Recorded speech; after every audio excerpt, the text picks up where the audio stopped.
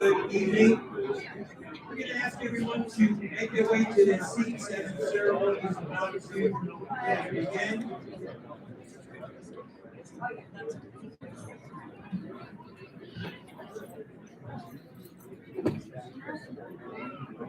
There's somebody's bag.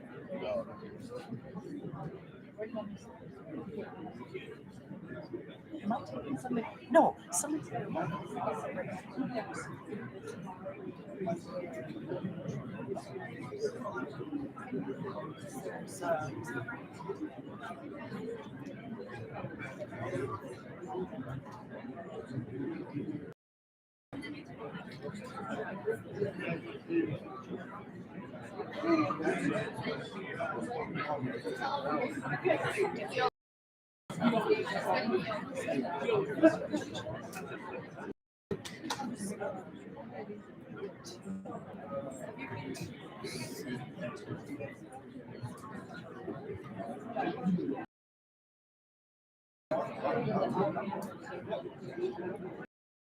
Say hello. We're just about ready to begin. You can settle in.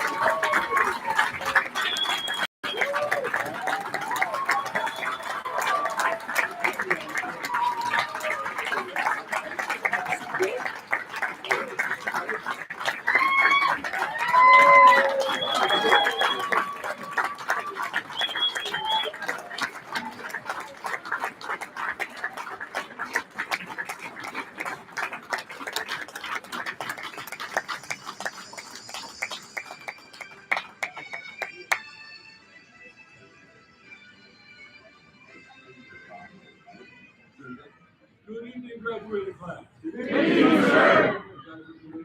Thank you, sir. Will you please remain standing as we welcome up the LPMPD Honor Guard to present colors.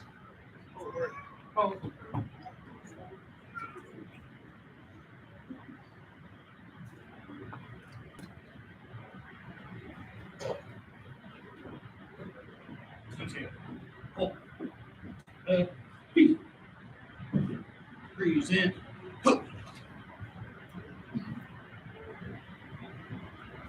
Please join me in welcoming Ms. Promise and Ms. Liberty Condor to lead us in pledge of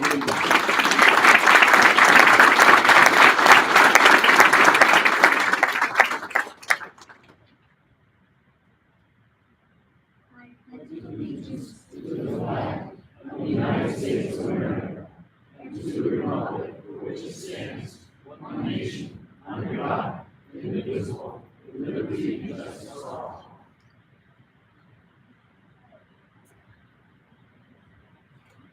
Please remain standing as we welcome up Ms. Kate Ashley to sing our national anthem.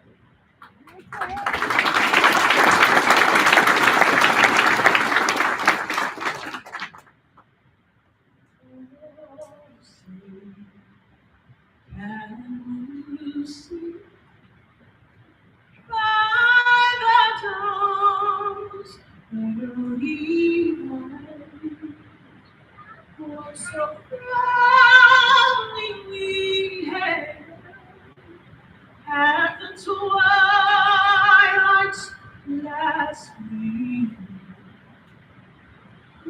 brought strength and bright stars through the perilous fight, o'er the ramparts we rose, were so gallantly streamed, and the rockets regular, the bombs bursting up, came through the night that I fled was still there.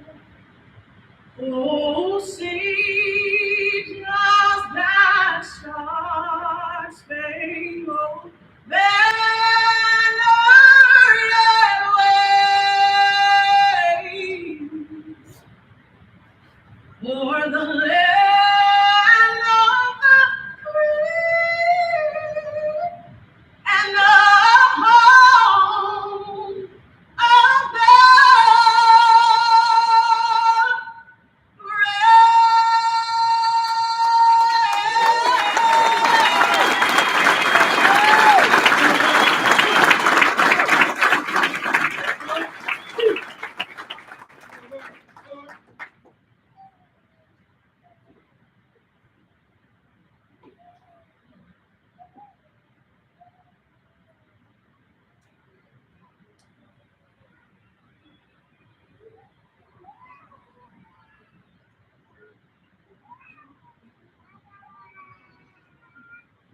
Please join me in welcoming LBMP chaplain Steve Beeson to open us up with worship.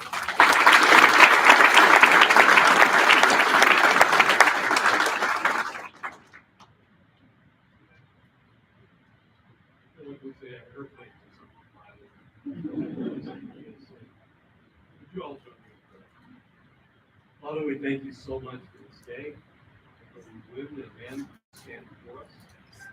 Father, we thank you that you're putting their lives back in the race. Lord, today is a day of opening a whole new door in their life. Father, when they think of themselves, they're thinking of the past. But today we think of the future, when they get their destiny back, their life back, their families back. And you propel them into what you have for them now. Father, we thank you that they're about to be added into our community again. They're about to go out there and change lives in the destiny that you have for them. We thank you for all the trainers, all the Hopeful Christmas team. We thank you for Metro, who's opened their house for us. And Father, we invite your presence into this place today. May all we do and say here bring glory to you in your precious name. Amen.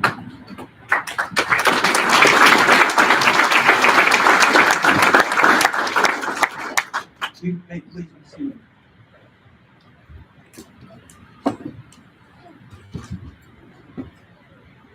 On behalf of Local Prisons, our board of directors, and the great people that we have the privilege to serve, I want to welcome you to the July graduation. For those of you who may be visiting here for the first time, I'll just take a few minutes to explain to you who we are, what we do, and what it was that has brought us here to this moment. You know, our organization works with men, women, and young adults that are exiting different arenas of our judicial system. So some of the people that we work with, they come home from state or federal prisons, city, county jails, drug rehabs, halfway houses, transitional facilities, and the likes. And what we do is provide the supportive services to help the men and women that are returning back to our community not only get acclimated back into workplaces, but we make sure there's mechanisms in place through partnerships that we built up with employers that once they get inside these workplaces, they're going to be afforded every opportunity to thrive and be able to grow and afforded every opportunity to succeed. We address the needs for our folks to get acclimated back into their family, which has been a missed market re-entry since the beginning of the economy. It's like no one's ever given a particular close attention needed for the men and women that are coming home, that they need to get reintegrated back with wives and husbands, and particularly to get reintegrated with their children. So we work as best we possibly can to ensure that there's a mechanism in place to help with that family reunification component, because everybody in this room can attest to the fact that if the family life is not right, if the home life is not right, then everything else in the world has a tendency to fall apart. And then on the back end of the process, because it's this long-term 18-month journey where we're committed to walk with them, looking through everything we can to ensure that we're helping our men and women return back to our community after paying their debts in society to be stand-up leaders in the community with an overall goal of never, ever, ever reoffending again. So Hope for Prisoners was founded back in 2009, and since that time, we've had the chance to work with almost 4,700 individuals that have been through our mechanism. And of those 4,700 men and women that we've had the great privilege to work with, there's been an unprecedented amount of people successful in gaining full-time employment and sustainable wage jobs due to our partnerships with many of the employers we meet here today. And we have a recidivism rate that's so ridiculously low that there are other jurisdictions around our nation looking for us to replicate this whole prison model that we built.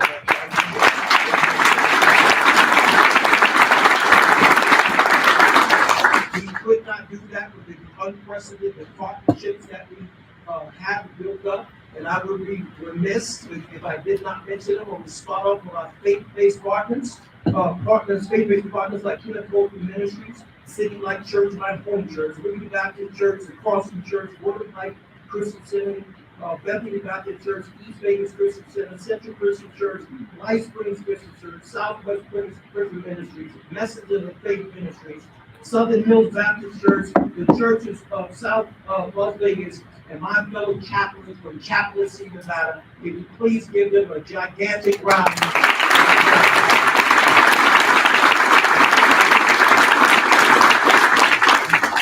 Hope for Prisoners processes referrals from the following agencies. We love our partnerships with Workforce Connections, with the Department of Employment and Training and Rehabilitation, Nevada Job Connects, working very closely with the College of Southern Nevada, unprecedented partnership with the Vegas Chamber, Ahern, Nevada Legal Services, Boys Town, JP Morgan Chase.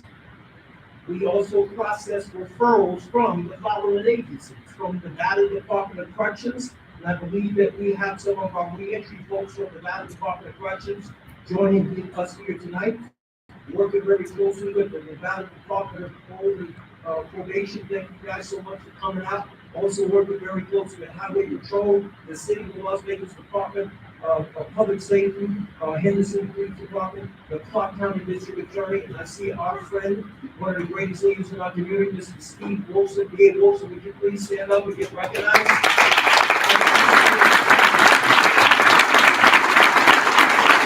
I'm also working very closely with the men and women from the Las Vegas Metropolitan Police Department.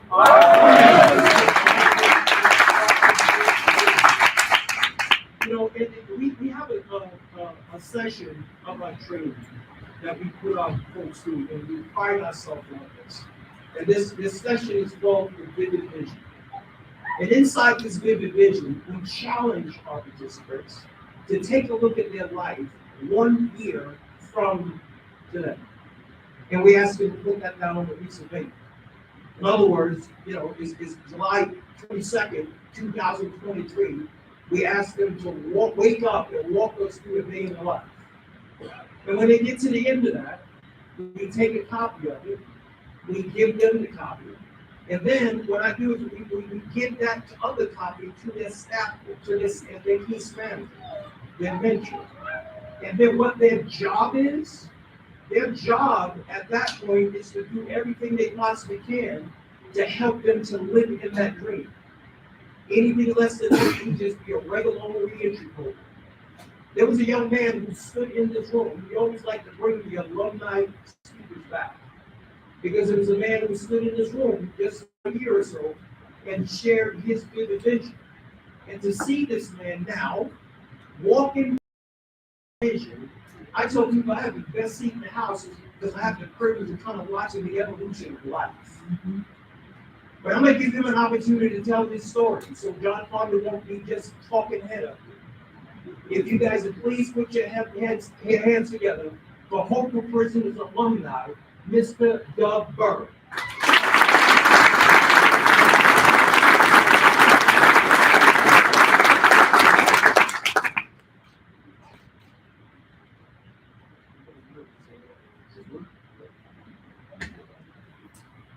They prepared a little something. Good afternoon, my name is Doug Burke, and I would just like to congratulate all of you. And actually thank all the supporters that are here as well to support everybody. It means a lot. My story, I imagine, is probably not at all. Started making real bad choices, real living, the activities around alcohol. As a result, in finished college, military, got short. Was surprised in my 20s, I found drugs. We don't need to explain the obvious, and what the results were. I went to prison for the first time in Oregon in 1998, and I just finished my sixth and final sentence. As a sober man, I found I have experienced success, but it's true for all addicts. I've never been able to sustain it. So really how I start telling the story of where I am now is I had to lose everything in order to start building something. I was broke. As I go through the notes from the initial Hope for Prisoners workshop that week that I spent, which by the way, I was good. On the first page of the notes, there's a quote that I wrote down, stuck with me. It's, quote unquote, "You're not free to have anything until you've lost everything." Obviously, it's applied to me. That has stuck with me for all this time. I can go on and on about all the things that I learned through the workshop. I've actually kept the notes and believe it or not, I've real human in fact here.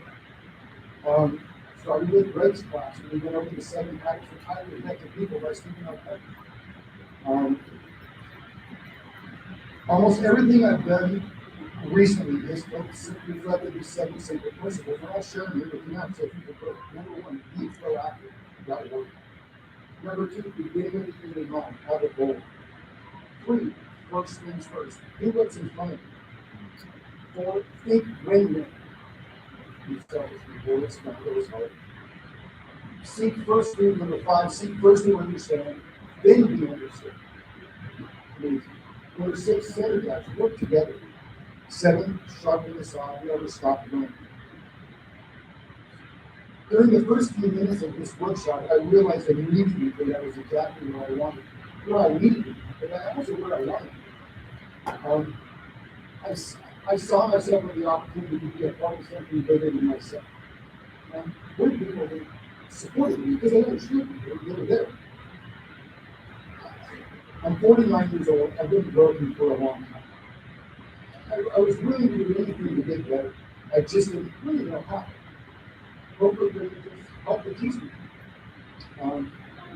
I needed to heal my mind, body, spirit, and soul. Through their medicine, great.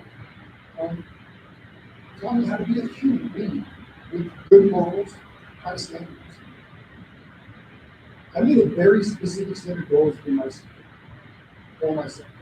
And I pretty much left it. Throughout my conversations with John and my occasional people over the last year, it really hasn't been that hard. Just simply seeing how proud of me it kept me on track. It wasn't even, I liked that. I found myself absolutely willing, no matter what anyone else thought of me. I learned to block out all the negativity that comes with prison and that lifestyle as well. I was willing to absorb every sentence and the purpose behind it, and anything that these people would really give me. Although all the sessions throughout the seminar were amazing, Thursday was great, by the way, that was pretty cool. The day with the first and the second day, I think Patricia McClaren, that captivated me, and I still read those notes once a week.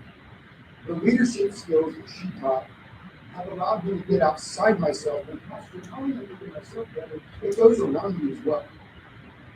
There's a quote that stands out, quote, "If you haven't been moved, you haven't been led. Leaders create movement."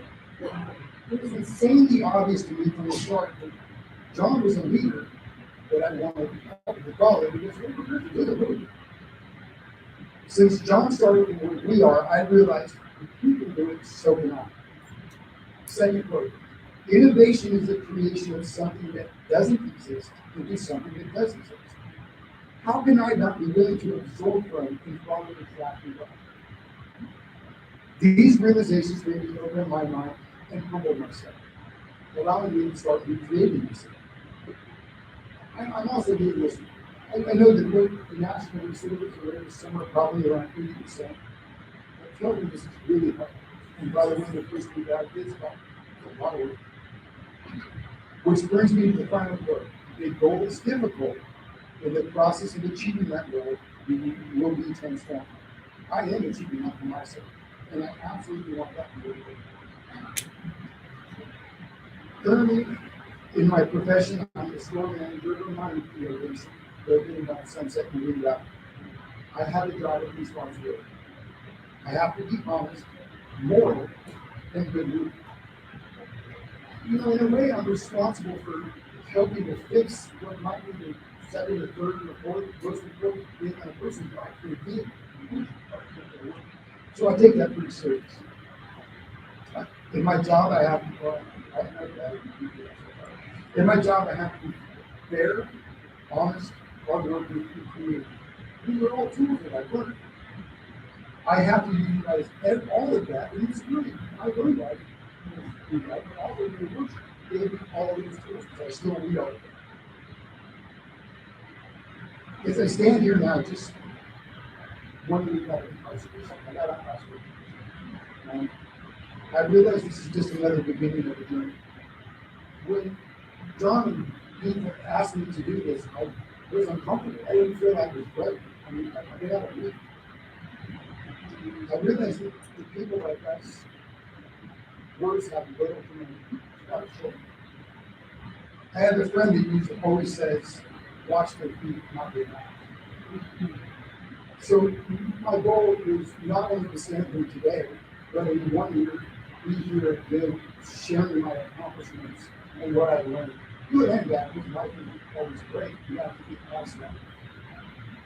This isn't called hope for business for now. So give it your all. Set attainable goals. Ask for help when you need it, and believe in yourself as much as everyone else does. Thank you.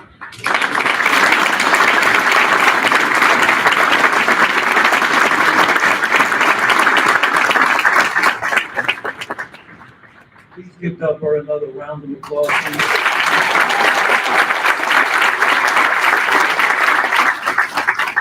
Because I'm assuming this mic is all the way up, right? So as the speaker, I gotta just put it here. Okay, just wanted to make sure. Hey, there's a couple of people I need to make sure I recognize in the room.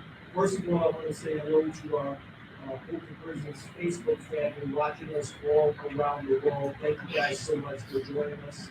The next, I want to recognize two members of our board of directors that are here. Mr. Paul Johnson, would you stand up and say hello? Thank you so much. And then my eyes, hide in the back of the room, Assistant Sheriff Andy Walsh. Thank you so much. Recognize him, he gives a big fire. I also want to recognize our incredible speakers that have come out here to share with us tonight. I know that people got on planes and flown out early in the morning and made this trek across the country to be able to come and just recognize you. And we'll hear from you, but please recognize former NYPD Police Commissioner, Mr. Bernard Curry. Please say hello.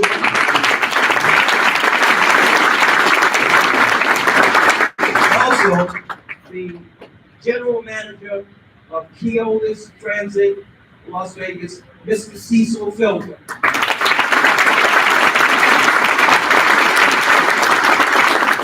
And from the Las Vegas Metropolitan Police Department, Sheriff Joe Lombardo.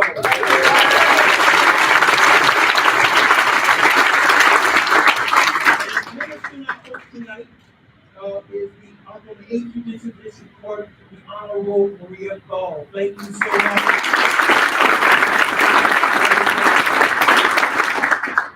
And I think that we are going to dive right in and light up some things. And I'm going to start off with my dear friend, Sheriff Joel Water. Now, I'm going to try to get through his bio. I tried to shorten it up, but generally when I start getting going, can you just watch out because he cuts me off? And just let me know. But I'm talking about Sheriff Lombardo. Sheriff Lombardo began his law enforcement career back in 1988 as a police officer with the Las Vegas Metropolitan Police Department. After 26 years on the force, Lombardo retired as a commissioned officer and was elected in 2014 as the sheriff of Clark County, re-elected in 2018.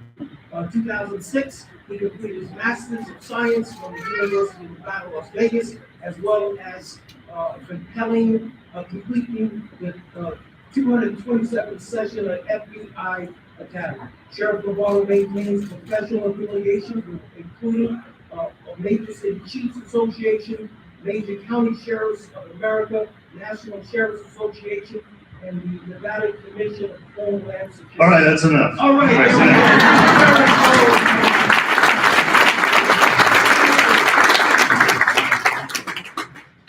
Nobody in here even knew what he was talking about anyway. Actually, I even lost track because we're staring at the ceiling after a while. So, well, welcome everybody. Welcome graduates. Excited? You better be excited. Didn't sound like it. But there's a couple things I want to talk about. Hopefully you'll remember. Obviously, you've been regaled during the Hope for Prisoner program with a lot of information, right? And hopefully a little bit of it sticks. Some of it hits home and you change your attitude and you move on with your life because that's the whole goal, right? You reconnect with your family, just like John said. There's a couple words I want you to key on today, and the first one being attitude. So when you get out of prison or jail or parole, probation, whatever your route was, you came out with a crappy attitude, right? You came out and said, they call it a second chance, but they're not going to give me a second chance. The cops are going to treat me like they treated me when I went in. Correct? Well, shake your heads. It's true, because I know it's true. All right? And your life's going to go down the right or the wrong track. It's going to continue to go down that wrong track because of what? Your attitude. Right? And it's no different if you're in the route you're going, if you're trying to make your way upon graduating high school, or you're trying to make your way into business. Leaders now, people that hire you, people that manage you, people that lead you, they're not necessarily concerned with your skills and abilities. They're more concerned with your attitude. And whether the other people in that office can work with you, whether you want to learn the nuances of the job that you've been asked to enter into, and whether they're going to have to deal with you on a daily basis, or whether you're going to be able to deal with yourself and operate on your own. I want you to do me a favor. I want you all to stand up. This is graduates. I want you to turn around. I want you to see all the people back there in uniform. All right? You're not going to remember them because they're all looking like you, right? And police uniform, right? Those are the people you're going to change your attitude with. And the fact, okay, go ahead and turn around. Sit down. And the fact that they are here means everybody is willing to adjust that original thought process, right? The fact that the PA is here, the fact that the former sheriff is here, the fact that the NYPD police commissioner is here, the fact that employers are here, everybody has an attitude towards your success. You should reciprocate. We're going to give you that chance. That's how we call it a second chance. If you continue the same attitude you go in with, you're going to be back. I guarantee you. Okay? The other word I'm going to leave you with is jealousy. When I was growing up, everything that gave me a bad attitude It's because I was jealous of the other person's success. I didn't walk in their shoes. I didn't understand them. I don't know how much hard work they did to be successful. But that jealousy hurt me. It prevented me from doing better myself. Doing better myself. When I took a promotional test on the police department, worked my way eventually up through the system, became the sheriff, I didn't think I would ever get there. Because in my first promotional test, I didn't score high enough to get promoted. And what do you think happened? What was the first one? I had a bad attitude, right? I was jealous of the people in front of me. The people that graded me didn't have any idea what they were doing. Right? Right. And guess what, if I were to continue that into the next test? I would have been complaining about that test, right? So you have to remove that jealousy. You have to remove the person that's driving the cool car. It has a big house. It looks like their life is easy, but you have no idea if you have to walk in their shoes. Understand? Not everybody, it's less than 1% of 1% gets it handed to them. This young man right here with the Dodgers hat on will probably explain that to you as we go forward. The last thing I want to leave you with is responsibility. The only thing that's going to get you past jealousy, attitude, and move forward in this ride is exactly what John Ponder taught you day one and through your whole process. Responsibility. Who are the employers in the room? Can you please stand up? Come on. Take a good look at them. They're giving you that second chance. Thank you. Thank you. They're giving you that second chance, but what is the responsibility they expect from you? Attitude, remove the jealousy, and the responsibility is when that alarm goes off at 5 o'clock in the morning, get your butt up. It's a day after a day, day after a day. It isn't one day a week. It's all that hard work that you didn't know about, the shoes you didn't walk in that they have done. Now they changed their attitude, right? They're opening their doors to bring you in. To bring you in, be part of society, and help you succeed. So your second chance hasn't started yet. You think it is, but you sit there with your very nice graduation card. If the second chance starts 3 months from now, and you've been waking up 5 days a week, put your boots and shoes on, and you're making yourself a success. So that's your second chance. Are you all with me? Yeah. I want you to take that to heart. Take that to heart because this gray hair becomes all that bad attitude. All that bad attitude, stress, and everything else goes along with it, it's just going to bring you down. And those police officers in this police department, we've changed our attitude. How we deal with society, how we deal with you, how we interact with you, even on the initial interaction. Because if they don't, no matter who you are, no matter what circumstances they encounter with you, and it's a bad attitude, I'm going to hear about it. And that's why we're successful. That's why we're successful with LBMPD. That's why police departments have changed throughout time. We had to come a long way, just like you did. And the fact that the DA, the former sheriff, former commissioner, and myself, and you're in my house. The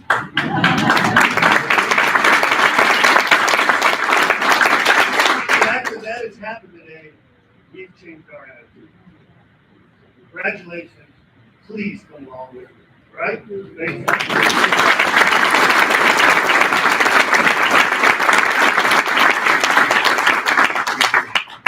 Let me give Sheriff Joe Warner a gigantic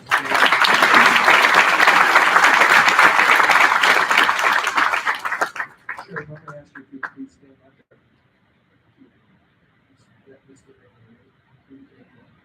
And then I'm going to ask all the law enforcement officers in this room, if you guys would please stand up.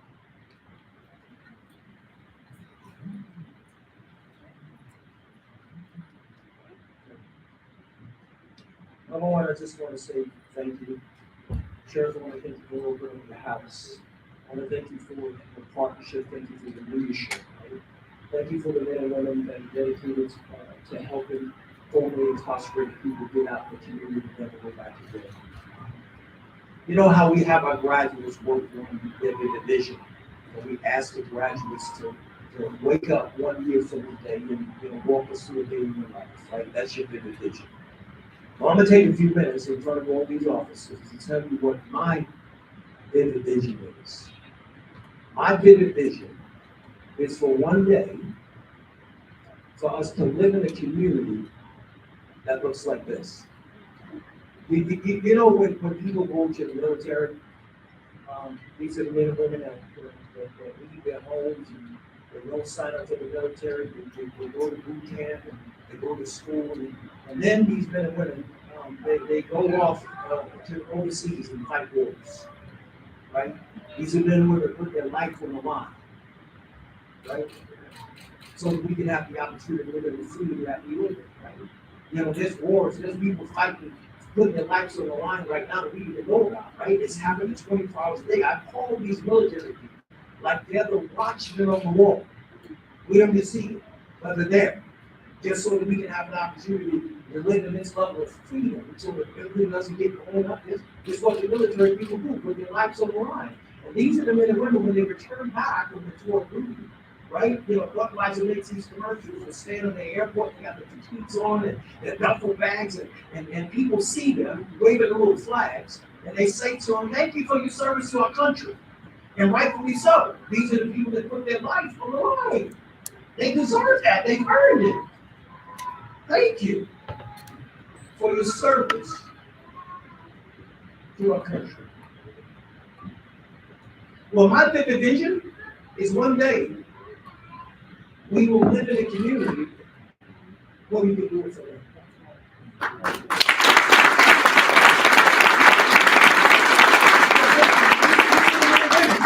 We get up every single day and get out in the community to protect and to serve.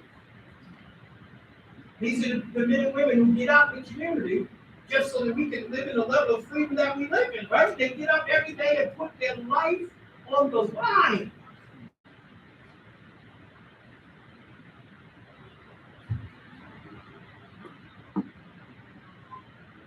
Some of them don't even know their home.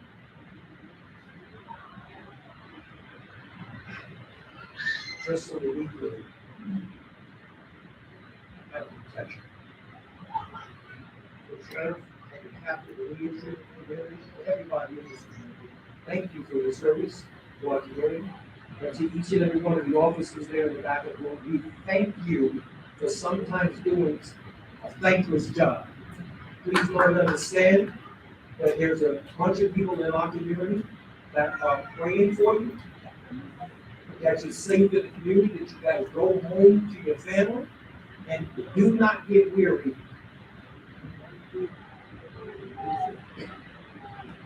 God bless you guys. Thank you.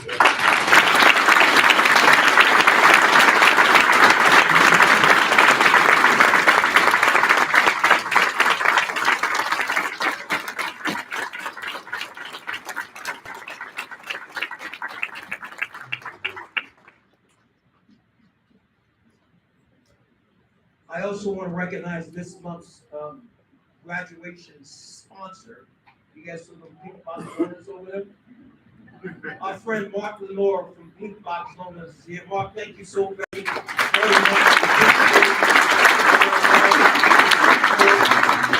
Hello to the Seahawks. I think we have time for a vivid vision. And remember this vivid vision, we challenge you to take a look at your life 1 year from today and wake up and walk the street a day in their life, right? And one of the reasons why I love this vivid vision is this.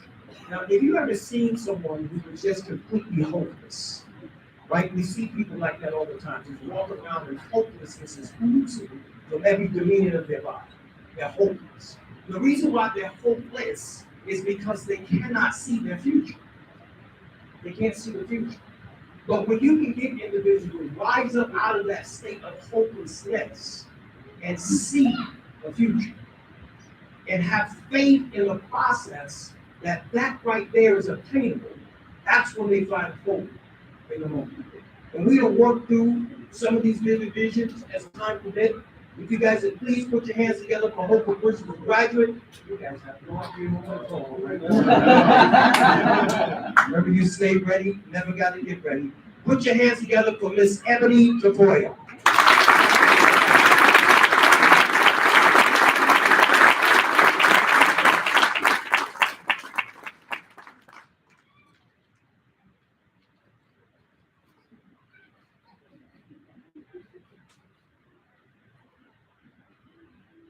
My name is Ebony Tafoya, and today is Friday, July 22nd, 2023, and this is my vivid vision. I awake to the sounds of stillness, seeing a faint hint of light through my blinds. As I open my eyes, I do a once-over, assuring myself that this is reality. Reaching for my Bible, I thank God for His grace and mercy, as I remind myself of His promise, written in Jeremiah 29:11.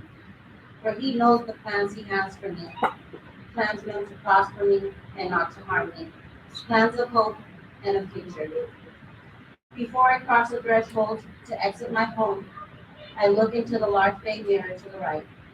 I affirm to myself, you are strong, you are wise, you are loved. Your presence in this world is wanted, and it matters. As I make my way on my journey, I am stopped at a light. To my left is LVMPD.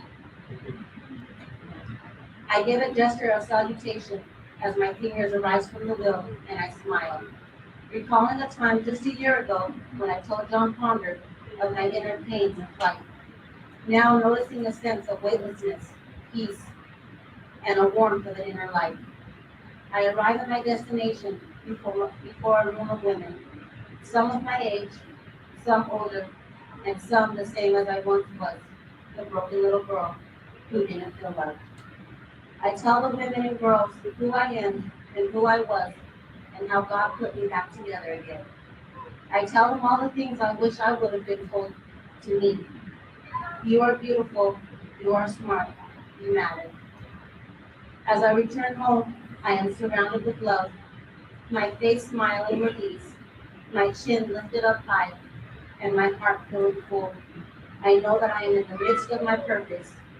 Tears run down my cheeks, only these are tears of warmth, and I shed them with pride as I ponder the who, the what, where, and why, knowing that without a doubt, there is a purpose for me in this life. My name is Ebony Tafoya, and today is Friday, July 22nd, 2022, and this is my vivid vision. See you next week.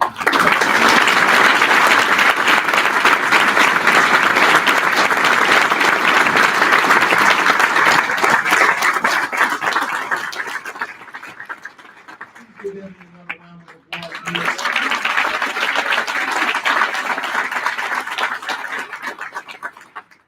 Awesome. Thank you. I want to recognize, I know the sheriff will probably have folks stand up, but I just want to let you guys know who's in the room in support you. We have TLC Casino. I know that we have Eastridge Workforce Solutions. I know that we have Stations Casinos in the house. I know that Keolis Transit is here for full force. And I want to tell you guys also, one of our best partner employers with these really good manufacturing jobs is Colay Manufacturing. Thank you guys so much for coming up. You need to turn around and see who they are. So the ones who are at the graduation. We also have ABC and then a team from Kaplan.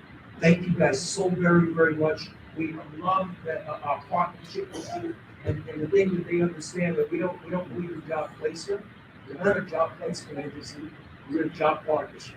And they know that they're not just hiring John and Jane Doe, the formerly incarcerated person. They're hiring this entire community of people that are going to be with them over the next 18 months to ensure that once they get inside those workplaces, they're going to go above and beyond the call of duty. Because when they open up that door, you see, 1 month, there's gonna be another set of graduates about to graduate. What they do inside the workplace is gonna open up the door for them, and this is how we keep this thing going. So thank you guys so very much. Please give them.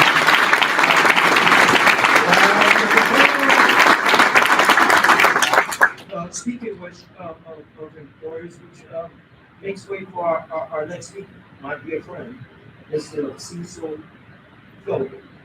Cecil currently serves as the general manager for Keolis Las Vegas operation. With over 30 years of experience in transportation, he is responsible for overseeing transit operations for Keolis Las Vegas. Before jumping into Keolis, Cecil served as the area safety and training manager for Viola Transit, fixed route to systems in downtown Los Angeles. In his current capacity, Cecil leads nearly 700 employees, union and non-union, and is directly responsible for the leadership and congruency of employees, annual operating budgets, oversight of road safety, training, transit systems, security systems, and management of Las Vegas transit system, including bus operations, controls, supervisions, investigations, drug and alcohol compliance, and transit security facility and compliance. If you guys would please put your hands together for my dear friend, the community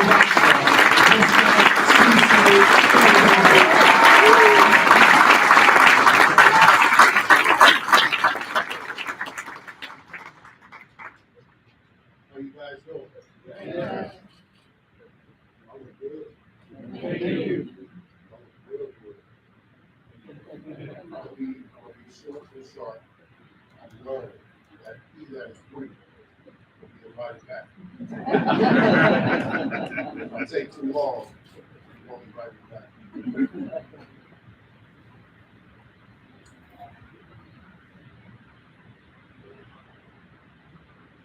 Uncomfortable silence is there. I can be up there all day and talk. But I want to get a feel of who's here so that I can deliver a message that is custom fit and tailored for you. Is that clear? Yeah. Be patient with me. Can you guys hear me okay? Let's go to work. About 21 years ago, February 2001, I received a call. I was living in South Central at the time, 36th place in Gramercy.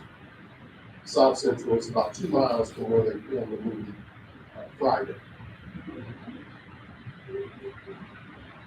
Phone rang at 9 o'clock at night, female voice on the other end. She says, "I've been meaning to talk to you." I said, "Okay." She said, "What are you doing?" I said, "I just fed, bathed, put my baby down in bed. And now I'm cleaning her skirt for private school." She says, "I've been watching you." I said, "Okay." She said, "You become complacent." Now, I've done some talk about that. I said, "I'm complacent. I'm 25 years old. I'm making $50,000 a year. I'm a single father. I just told you I just fed, bathed, and put my baby girl down to sleep. And now I'm cleaning her skirt for private schools. And my Cadillac in the driveway is paid for, and I'm complacent." She said, "See, that's your problem. $50,000 ain't no money. You don't get an award for being a law-abiding citizen. You don't get an award for taking care of your responsibility.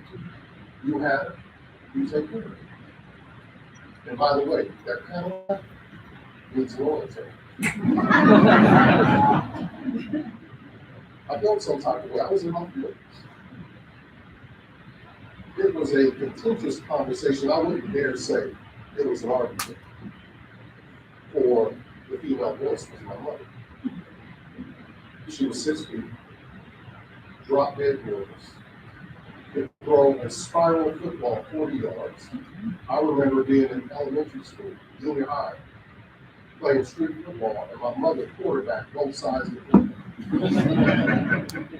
And when she punched, you felt it in your soul. So I didn't run in the snow, and I wouldn't dare call it and argued. But I felt some type of way. Conversation went on, we got off the phone. 5 hours later, my baby brother called me at 1:30 in the morning. He said, Cecil, wake up. Mom's been shot. I lost my mother that night. She was shot coming out of La Louisiana, Swanson and Overhill, about a mile from where Nipsey Hussle got killed. My mother was 42 years old. That was my last conversation. You want your last conversation with your mother to be, thank you so much. Thank you for believing it. Thank you for not giving up on it. Thank you for seeing something in me that I didn't see in myself.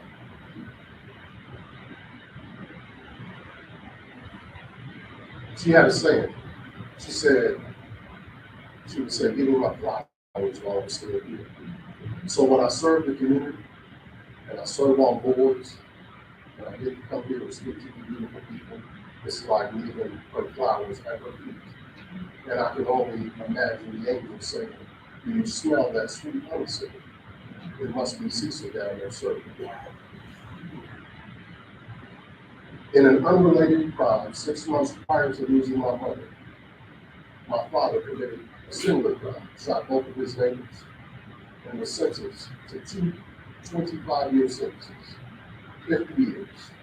In 2018, I found myself inside San Quentin State Prison, one of the oldest prison systems in California. So much history. When you walk inside, you can smell the stench.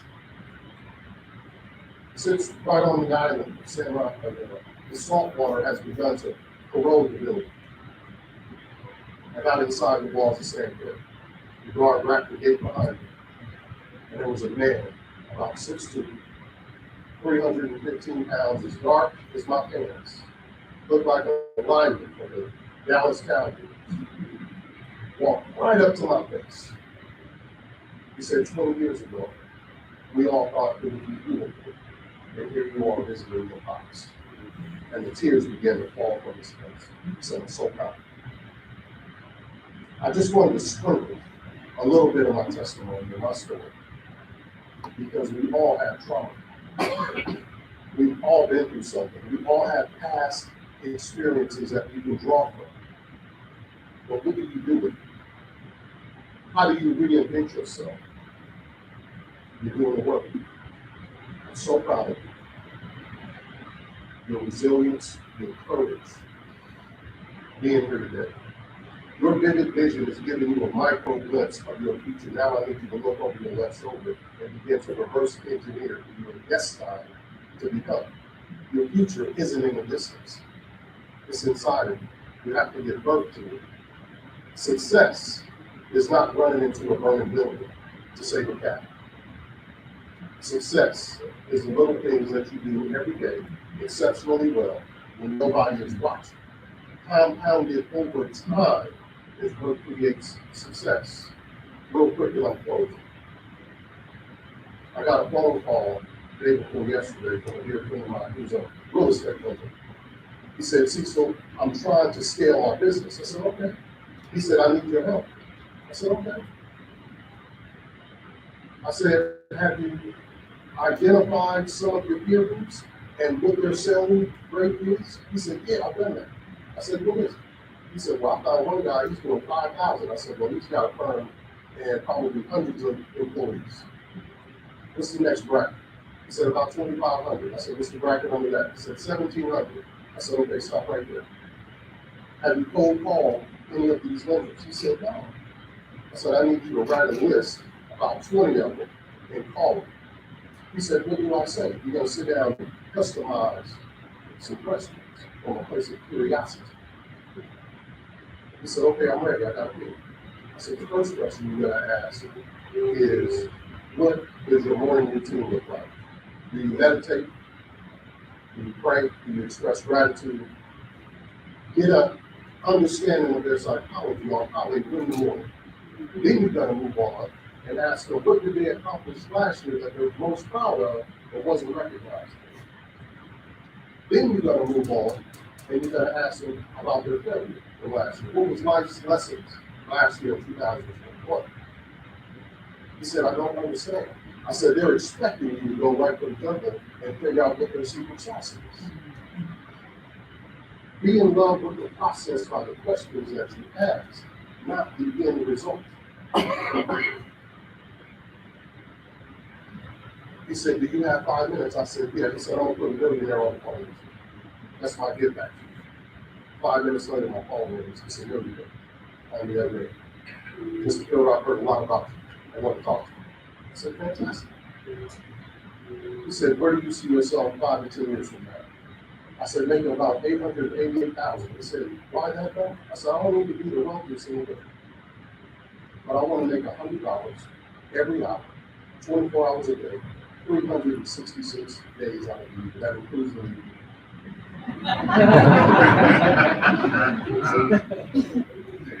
Several streams of income, passive. This is where I feel about serving the community and serving others. You see, the secret sauce was to be the wind beneath my friend's wings. And I figured I'll get there. I'll be in the wind. God bless you all.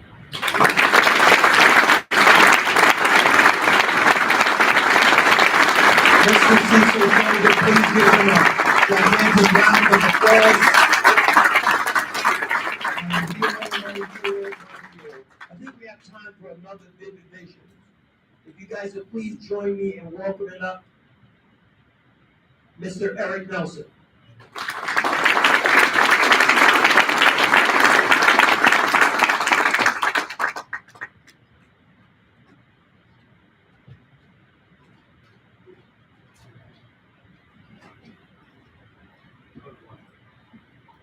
My name is Eric Nelson. Today is Friday, July 22nd, 2023. This is my invitation.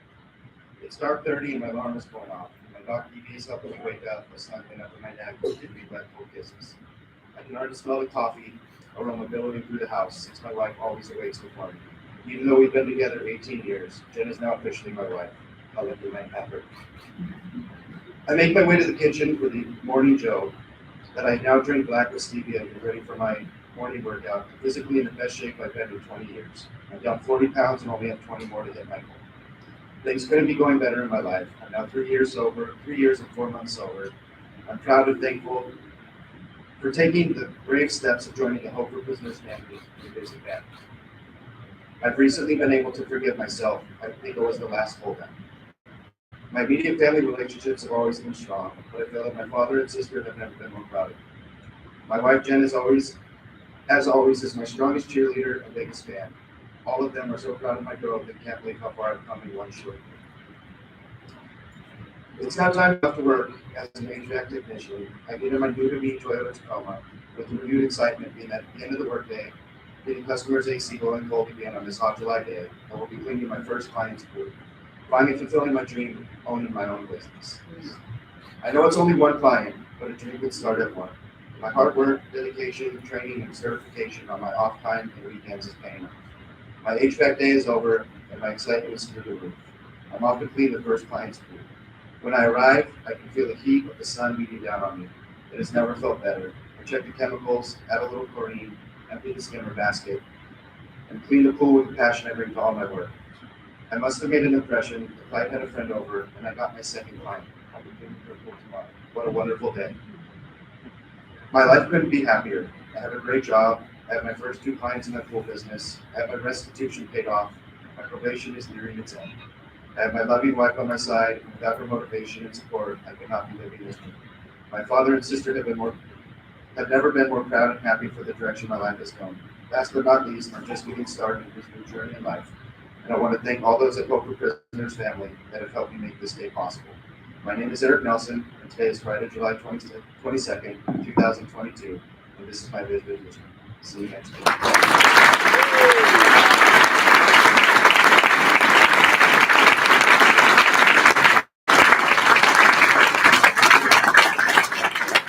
And those are just regular invitations. And I love it when those invitations incorporate things like family. People talk about wives and kids and things of that nature.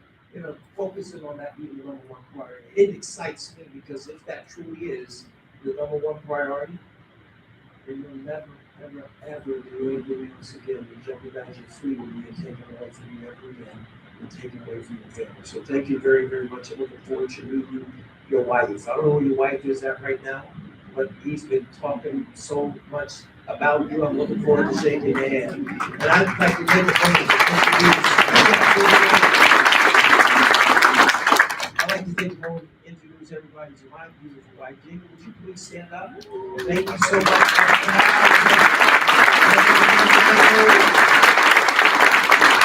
I also like to take a moment to publicly, we haven't made this announcement publicly, and you might get mad at me right now, but there's a former sheriff that's in this room who's been a huge supporter of Hope for Brisbane, who just recently retired.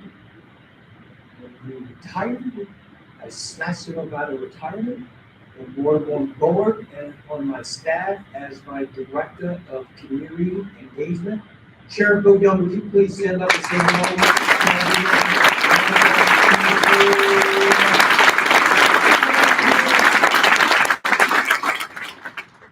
Now, as we make way for our final speaker of this evening before the Honorable Maria Ball comes up and administers the oath, I'm going to ask you guys for a little bit of latitude as I read through his bio. I tried to shorten it, but he has done so many incredible things that I'm just going to try to get through it. So if I get some of you Metro guys to come up here and just block him in case he tried to do it to share thing, I'm talking about Commissioner Bernie Currie. He is one of the most dynamic, undisputed, controversial, and accomplished leaders in law enforcement, corrections, and national security in the United States. Born in Newark, New Jersey, from unusual, humble beginnings, at the age of 3, he was abandoned by his mother, who was murdered when he was 9 years old. A high school dropout, later volunteered for the U.S. Army, earned his GED. He served in the military police corps and career at Fort Bragg in North Carolina.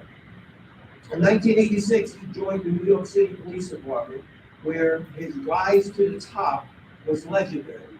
For close to 6 years, Mr. Kirk served as the first deputy and later commissioner of the New York City Police Corrections. He was responsible for overseeing the New York City jail system, including Rikers Island, one of the largest and most violent jail systems in the country. In August of 2020, Mr. Kirk was appointed the 40th Police Commissioner of the City of New York. His term was marked by dramatic reduction in crime, enhancing community relations. If you guys would please put your hands together for Commissioner Bernie.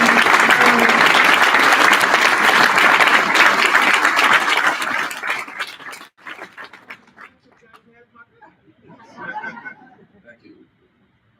First, thank John for the invitation to be here. And thank the sheriff for being here and his staff. You know, this gives me the opportunity to do something I try to do constantly around the country. But for this department, it means more to me because I reflect on things that have happened here in my career in the past. How many of you remember where you were on the morning of September 11th? Well, on the morning of September 11th, I was the New York City Police Commissioner. I was in my office when the first plane hit Tower 1. I was standing in front of Tower 2 when the second plane hit Tower 2. Over the next several weeks, I buried 23 people that worked for me. We had 37 Port Authority cops that died, 343 firefighters. But in the response, overseeing, you know, the NYPD, I had 55,000 men and women under my command. 55,000, just short of an army. But in the aftermath of the attack on the city, we had cops come from all over the United States to help. And the retired sheriff, Sheriff Lombardo, would know this and understand this. In the first few days after the attack, maybe 4 days, 5 days after the attack, I went to ground zero about midnight and I noticed a whole bunch of cops that were not my cops. There were cops in brown uniforms, green uniforms, gray uniforms. And I remember walking up to a group of people. They were from Las Vegas. And I said to one of the guys, I said, what are you doing? How did you get here? There's no planes. There's no way to fly in. They said, well, Commissioner, this guy had a pickup truck, and my man over here had a van, and we took off. When we got in those vehicles, we got on Interstate 80, we drove east until we saw the smoke. And they wound up at our Javits Center, where we were housing all of the volunteers. So on behalf of everyone in the New York City Police Department, every person that lived in New York City on that day, I want to thank the men and women of the Las Vegas Police Department and Sheriff's Department for what you did for us and what you did for the rest of this country. Thank you.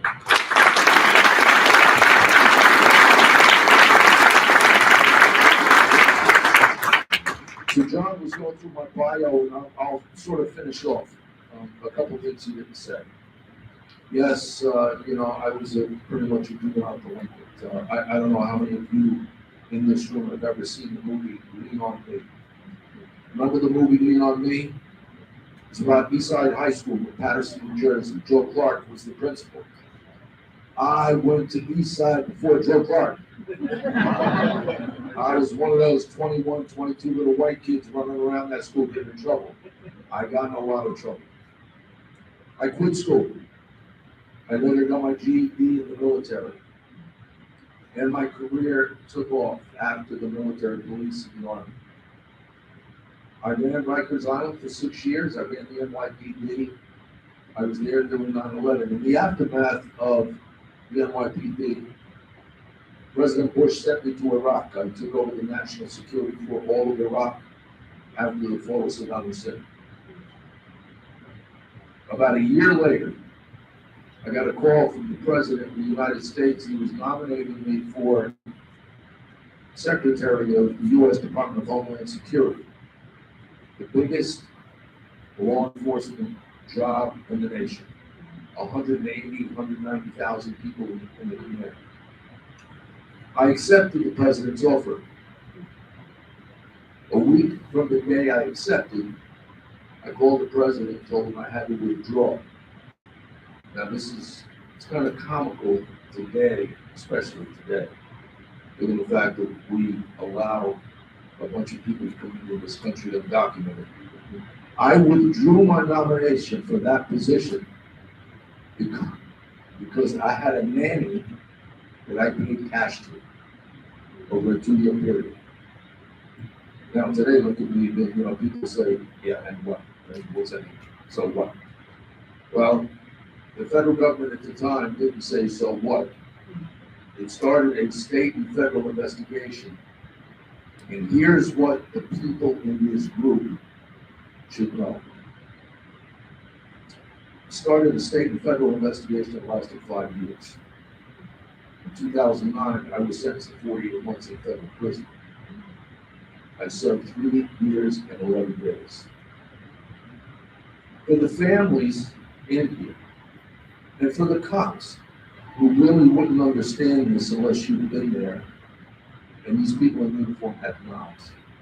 Let me tell you what it's like to go to prison. I can sum it up in about a sentence. And the people in this room know this.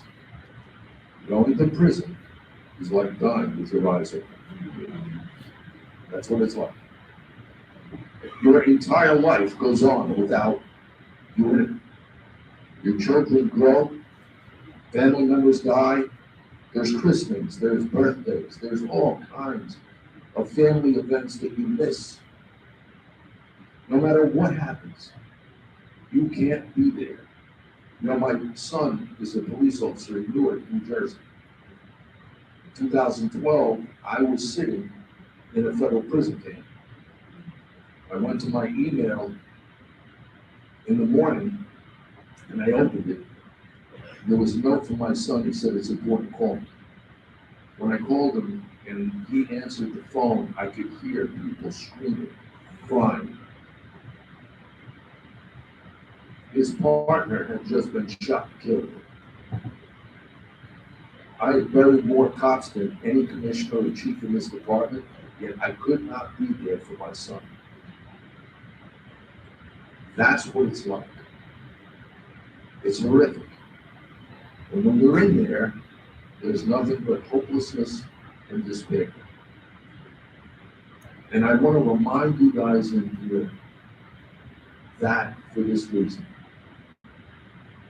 You know what John Ponder and the sheriff and the retired sheriff, you know what they've done? They've eliminated that hopelessness and despair. They're giving people an opportunity that they would not normally have. When you think of second chances, and I've worked with the Obama administration and I've worked with the Trump administration on issues like this, this is one of the best programs that I've seen. One of the best programs I've seen. The success rates.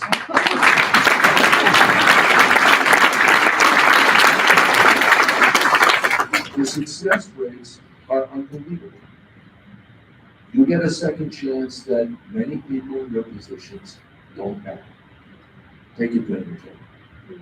Listen to the people that were up here. When Cecil and Doug were up here talking, listen to what they said. Listen to it. Don't ever think you can't move forward.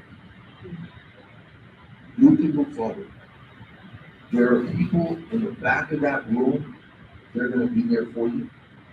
They're going to inspire you. They're going to motivate you. They're going to teach you. And if it's something they can't do, I'm sure it's something John can. Don't ever let yourself get there. Don't ever look at yourself and think it's never going to happen. It'll happen. Put your mind to it. Keep pushing forward. To the families in here, I say this.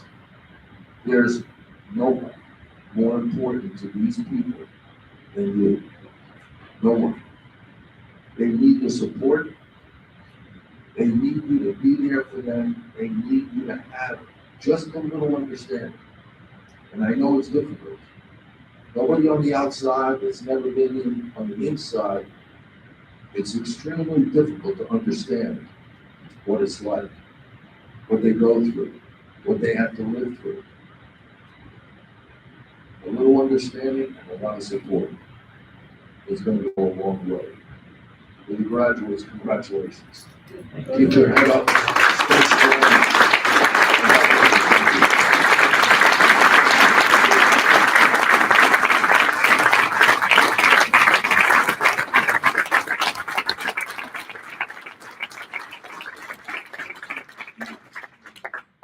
Thank you, Mr. Commissioner. As we prepare to invite the honorable Willie Call, I want everybody in here to do me a favor, and I want you to say Unit 2J real loud. Unit 2J. Say it like this. Say Unit 2J. Unit 2J. Unit 2J. Unit 2J. Unit 2J.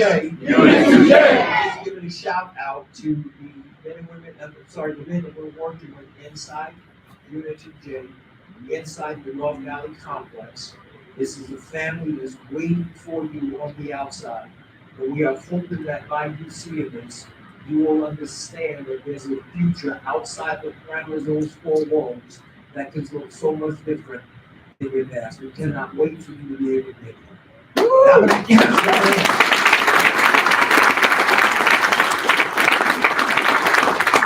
Now, I'm going to ask you graduates to please stand to their feet as you prepare for the honorable Maria Gall to administer the oath. Before we do that, what I'm going to ask you guys to do is I'm going to ask you to take your hands and put them right out in front of you. Extend them out in front of you. Take your hands right up in front of you. Now, what I want you to do is I want you to fix your eyes in the palms of your hand. And look at the little lines that are in your hands. Look at them. Eyes fixed in the palms of your hand. Now I want you to imagine, if you will, that each one of those lines in the palms of your hand, they represent things that are in your past that you're not proud of. Each one of those lines inside your hand represent things that you may be ashamed of. They may represent things that you wish you'd never done. They may represent things in your past that you're embarrassed about. Look at them. Look at them. Now I want you to take your hands and I want you to put them right up in front of your face. Right up in front of your face. And look at those lines in the hands. Those lines represent a trip into the Clark County Detention Center where you woke up with that toilet paper for a pillow. Those lines represent things, you know, that chain going back to High Desert State Prison or going out to Florence McClure. Can you look at them? You see it? It may represent a time coming in and out of a dope house, or things that you're embarrassed about, things that you are ashamed of. They represent things that are in your past. Now, with your hands in front of your face, can you see me? No. With your hands in front of your face, can you see me? No. With your hands in front of your face, can you see me? No. Well, neither can you see your future with your past in your face.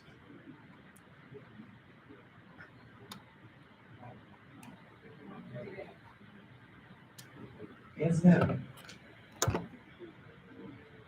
It's over.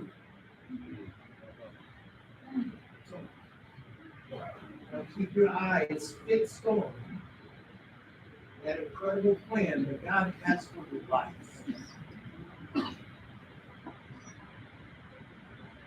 Your Honor?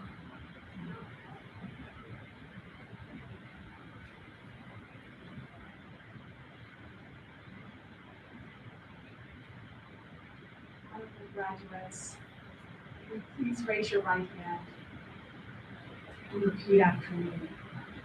I state your name. I, Hereby declare an oath hereby declare an oath in the presence of my family, in the presence of my family, my friends, my friends, and all those present, and all those present, that I will fully embrace this opportunity for a new life. that I will fully embrace this opportunity for new life. From this day forward, From this day forward, I will strive I will strive to be a productive, to be a productive, law-abiding member of my community, law-abiding member of my community, be a person of honor and integrity, be a person of honor and integrity, be a person who sets positive examples for be a those person around who me, sets positive examples for those around me. for those around me. I will strive for all of these things, I will strive for all of these things, as I am as I am a person of value, a person of value, a person who takes responsibility, a person who takes responsibility, a person with self-respect, a person with self-respect, who respects others. who respects others. I will look toward the future, I will look toward the future, having learned from my past, having learned from my past, my determined purpose my determined purpose from this day forward from this day forward is to make the rest of my life is to make the rest of my life to the best of my to the best of my life. life. So help me God. So help me God. Congratulations to these honorable graduates.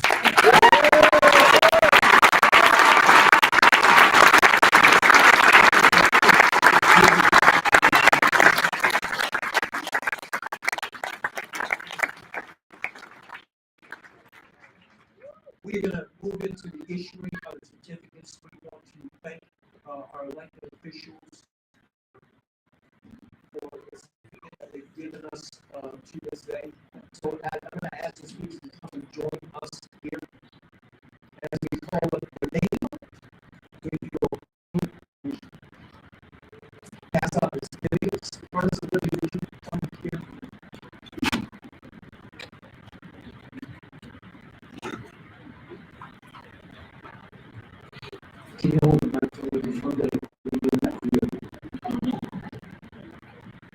Would you please join me in welcoming the young eagle, Mr. Deshaun Abrams.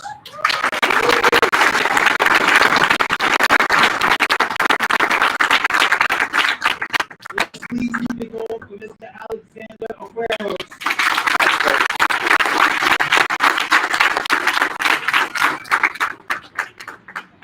Mr. Alexander Baruch.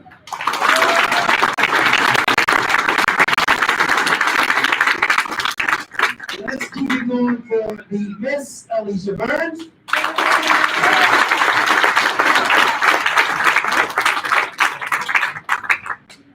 The one and only Mr. Jonathan Carver.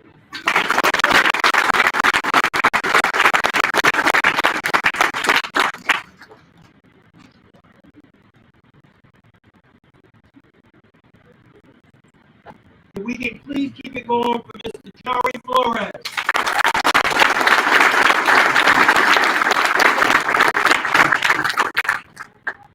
Mr. Brandon Hardiman.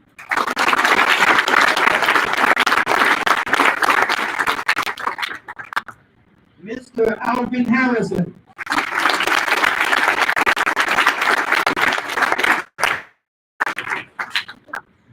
Please keep it going for Mr. Mikhail Howard.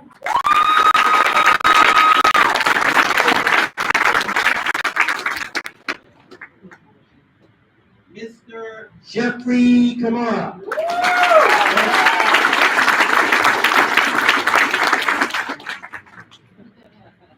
Let's please keep it going for Mr. Omar Olves.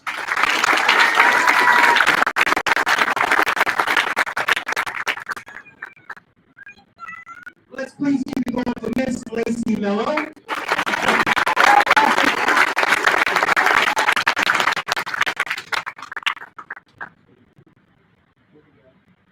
Mr. Eric Nelson.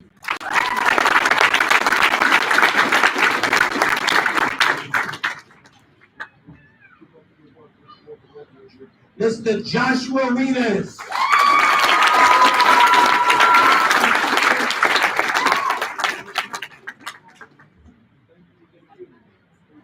Mr. Philip Robinson.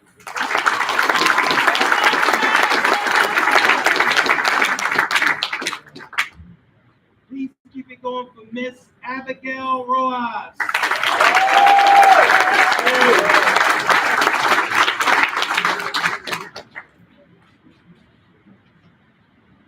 Please keep going for Mr. Benjamin Robo.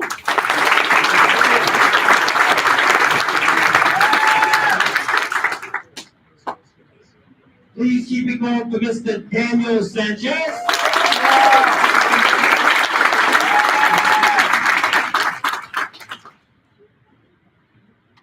Let's give a big shout out and welcome up Mr. Aliki Sabe.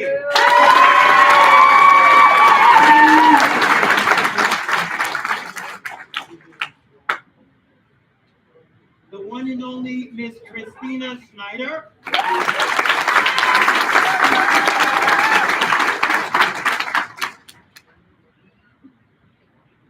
How about Mr. Sean Schomer?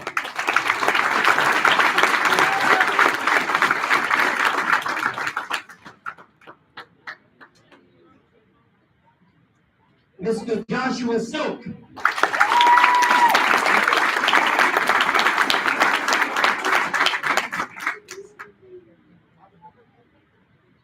Mr. Jason Stokes.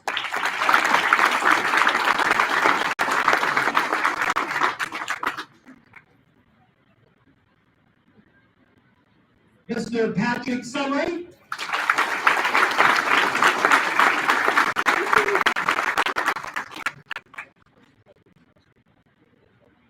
Let's please keep it going for Miss Ebony Tafoya.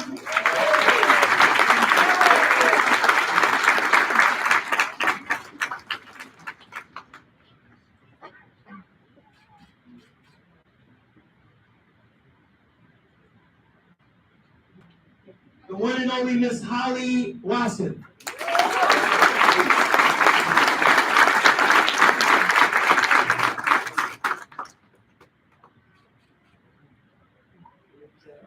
Please keep it going on for Mr. Harlan Wilson.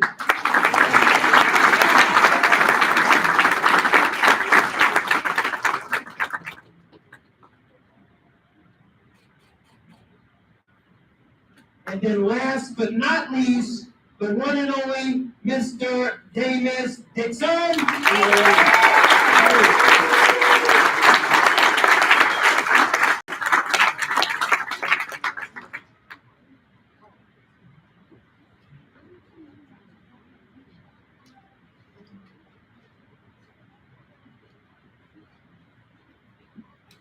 Ladies and gentlemen, would you please get on your feet and welcome the July 2022 graduating class of We want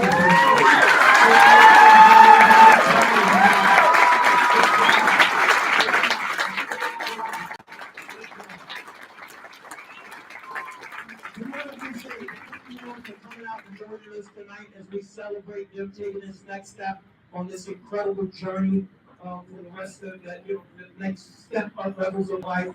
We want to thank all of you who come out, our community partners, our employers, those who have traveled here, near, and far. I want to send a big thank you to the staff of Hope for Prisoners. You guys are the glue that actually holds Hope for Prisoners together. All of our volunteer mentors, thank you guys so very much for the work that you do.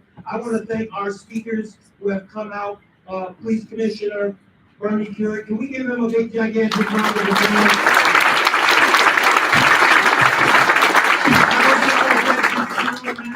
Manager of Keolis Transit America, a Las Vegas division, Mr. Steve Taylor. And we send a big gigantic thank you to the Honorable Maria Gall. Please go up. And then a big gigantic thank you to one of the greatest sheriffs on the planet, from the Las Vegas Metropolitan Police Department.